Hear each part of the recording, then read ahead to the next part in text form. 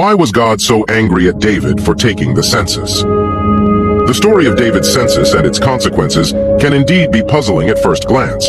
However, it offers profound insights into themes of obedience, humility, and the consequences of sin.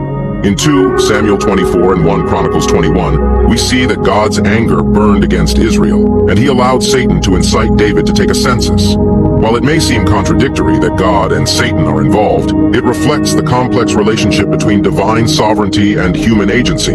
Sometimes, God permits certain actions to occur for larger purposes, such as teaching lessons or refining character.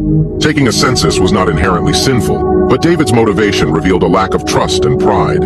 In ancient times, a king counted his subjects to assert ownership. By doing so without God's command, David displayed arrogance, as if the people belonged to him rather than to God. Additionally, David failed to follow the proper procedure for a census outlined in Exodus 30, where each person counted was required to pay a ransom as acknowledgement that they belonged to God. David's disregard for this protocol further demonstrated his presumption and lack of reverence for God. Upon realizing his mistake, David confessed his sin and acknowledged his foolishness. However, God still required consequences for his actions.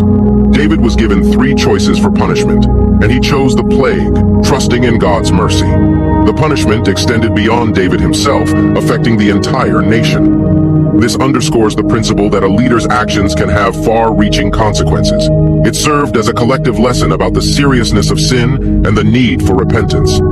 Despite the severity of the situation, God's compassion shines through. Even in judgment, his love and mercy are evident.